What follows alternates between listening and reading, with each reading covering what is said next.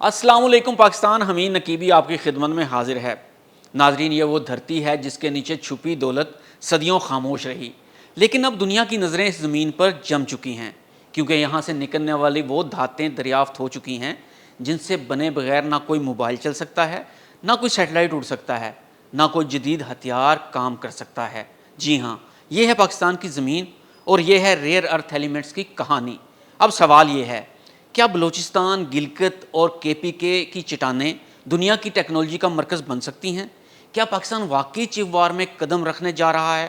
اور کیا انسپائر حکومت کا وہ پہلا پروگرام ہے جو ہمیں موبائل اور سیٹلائٹ بنانے والی قوموں کی صف میں لا کھڑا کرے گا؟ آخر یہ ریئر ارتھ ایلیمنٹس ہیں کیا، اور ان کی اہمیت اتنی زیادہ کیوں ہے کہ دنیا کی سپر پاورز ان پر جنگ لڑ رہی ہے؟ پاکستان کے کن علاقوں میں یہ دھاتیں ملی ہیں اور کتنی مقدار میں ملی ہیں؟ حکومت کا انسپائر پروگرام دراصل کس منصوبہ کا حصہ ہے؟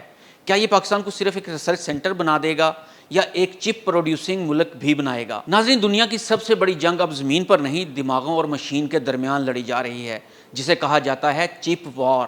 یہ وہ جنگ ہے جہاں اصل ہتھیار ہیں مائکرو چپس، یعنی وہ ننھی سی چیز جو ہر چیز کو زندہ کرتی ہے، چاہے وہ موبائل ہو، کار ہو، راکٹ ہو یا مصنوعی ذہانت۔ ناظرین، اب جن ملکوں کے پاس ریئر ارتھ ایلیمنٹس اور چپ ٹیکنالوجی دونوں ہیں، وہ دنیا کی طاقت کے اصل مالک ہیں۔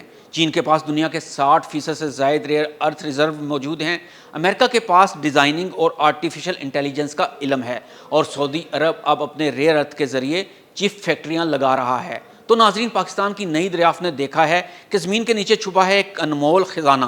اب انہی دنوں ایک حیران کن خبر پاکستان آئی۔ بلوچستان، گلگت بلتستان اور خیبر پختونخوا کے بعض علاقوں میں ریئر ارتھ ایلیمنٹس کی موجودگی کی تصدیق ہو چکی ہے۔ یہ وہی دھاتیں ہیں جن سے بنتے ہیں موبائل فون کے پرزے، الیکٹرک گاڑیاں، ریڈار اور جیٹ فائٹرز کے سینسرز اور سیٹلائٹ چپس۔ سائنسدانوں کے مطابق یہاں پائے جانے والے معدنیات میں نیوڈیمیم، لیتھیم، یورینیم جیسے عناصر شامل ہیں، جن کی مانگ اس وقت عالمی منڈی میں آسمان کو چھو رہی ہے۔ اب آتے ہیں پاکستان کے پروگرام انسپائر کی جانب اور دیکھتے ہیں کہ پاکستان کے نوجوانوں اور خود پاکستان کی قسمت کیسے بدلے گی۔ اب سوال تھا، کیا پاکستان ان دھاتوں کو صرف خام مال کے طور پر بیچ دے گا یا خود ان سے کچھ بنائے گا بھی؟ اس سوال کا جواب ہے انسپائر پروگرام۔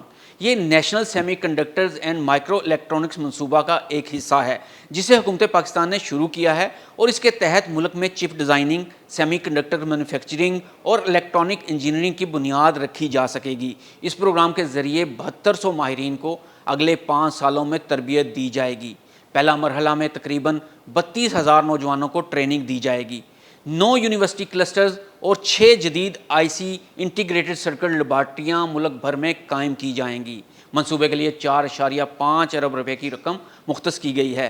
مقصد یہ ہے کہ پاکستان کو عالمی سیمی کنڈکٹر انڈسٹریز، جس کی مالیت $600 ارب سے زیادہ ہے، میں ایک فعال ملک کے طور پر شامل کیا جا سکے۔ یہ پروگرام ڈیجیٹل خود مختاری کی طرف ایک پہلا قدم سمجھا جا رہا ہے۔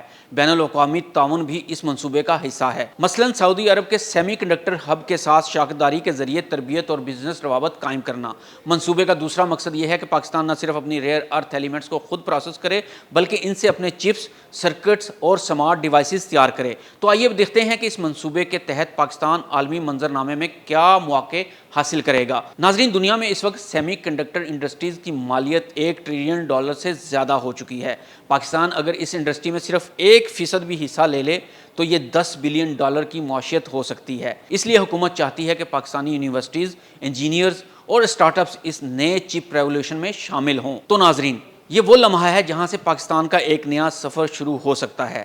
اگر یہ منصوبہ کامیاب ہو گیا تو اگلی نسل کے موبائل فون، کاریں اور ڈرونز پاکستانی مٹی سے نکلنے والے مادوں سے چلیں گے۔ لیکن اگر ہم نے یہ موقع گنوا دیا تو دنیا کے باقی ملک ہمیں صرف خام مال سپلائر ہی سمجھیں گے۔ ناظرین، پاکستان کی زمین کے نیچے صرف معدنیات نہیں بلکہ ایک ٹیکنالوجیکل انقلاب چھپا ہے۔